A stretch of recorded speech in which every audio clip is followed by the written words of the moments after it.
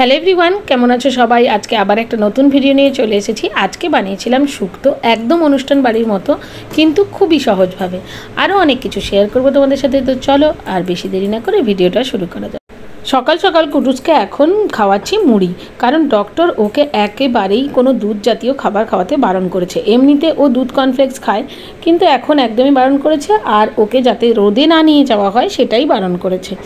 এখন মানে বিলো 5 ইয়ার্সের বাচ্চাদের একেবারেই রোদে বার করতে বারণ করছে এবং ওদেরকে একদমই হালকা খাবার দাবার দিতে বলছে। তো ওই জন্য আমি ওর স্কুলটা অফ করে দিয়েছি। ওদের স্কুলে অনলাইন ক্লাস করারও সিস্টেম আছে, তো তাই জন্য আজকের থেকে মোটামুটি অনলাইনেই ক্লাস করাবো, সেটাই ডিসাইড করেছি, যতক্ষণ না ওয়েদারটা একটু ঠান্ডা হচ্ছে, মানে বৃষ্টি না হচ্ছে ততক্ষণ। তো অনলাইন ক্লাস তো ছেড়েই দাও, সেখানে মাকেই ক্লাস করতে হয়। বাচ্চা তো কিছুক্ষণ বসে, তারপরে একবার টেবিলের তলায় ঢুকছে, একবার বাইরে ঢুকছে, এরকম করছে। তো যাই হোক, কোনোভাবে ওকে ক্লাস করানো হয়েছে।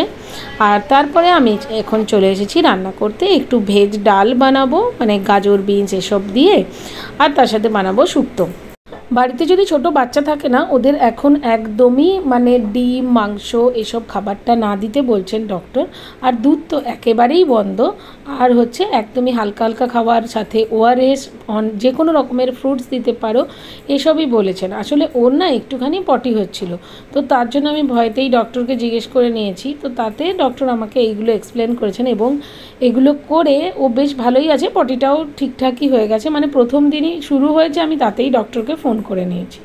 তো বাজারপত্র গুছিয়ে রেখে এখন চলে এসেছি। সবজিগুলো কাটা হয়ে গেছে।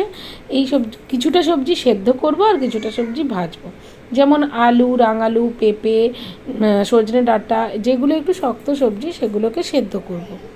আর বাকি কাঁচকলা, উচ্ছে, বেগুন আর বড়ি এগুলোকে ভাজবো।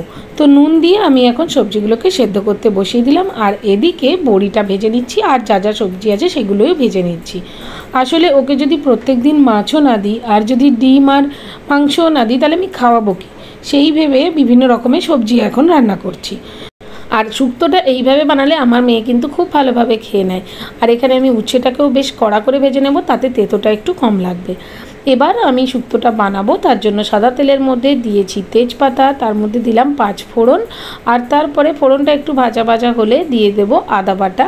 হ্যাঁ, আগেকার দিনে একটা প্রশ্ন করা হতো যে শুক্তোতে কী ফোড়ন দেয়, মানে কেউ মেয়ে দেখতে এলেই সবাই জিজ্ঞাসা করতো শুক্তোতে কী ফোড়ন দেয়। তখন আমি বুঝতাম না যে কেন জিজ্ঞাসা করে। অ্যাকচুয়ালি শুক্তোতে ফোড়নে লঙ্কাটা দেওয়া হয় না, ওই জন্যই এই কঠিন কোয়েশ্চেনটা সব মেয়েদেরই করা হতো। যদি সে ঠিকঠাক রান্না জানে, তাহলে এই কোয়েশ্চেনের আনসারটা দিতে পারবে। তো যাই হোক, এখন তো মোটামুটি আমি অনেক কিছুই রান্নাবান্না শিখে ফেলেছি, তাই জন্য বুঝে গেছি যে কেন এই কোয়েশ্চেনটা করা হতো। যদিও আমার শ্বশুরবাড়ি থেকে কখনো এই কোয়েশ্চেনটা করা হয়নি। আমাকে কোয়েশ্চেন করা হয়েছিল কলমি শাকে কী ফোড়ন দেয়। তো যাই হোক, এখানে আমি প্রথমে আদা বাটা দিয়েছি, তারপরে সর্ষে বাটা দিয়েছি, তারপরে সেদ্ধ সবজিগুলো দিয়ে ওপর থেকে একটু নারকেল দিয়ে ভালো করে ব্যাপারটাকে কষিয়ে নিয়েছি। আর যেখানেই জলের দরকার পড়েছে, ওই যে সবজি সেদ্ধর জলটা রেখেছিলাম ওটাই দিয়েছি। কষানো হয়ে গেলে ওই সবজি সেদ্ধর জলটা দিয়ে পুরোটাকে ভালো করে ফুটিয়ে নেব।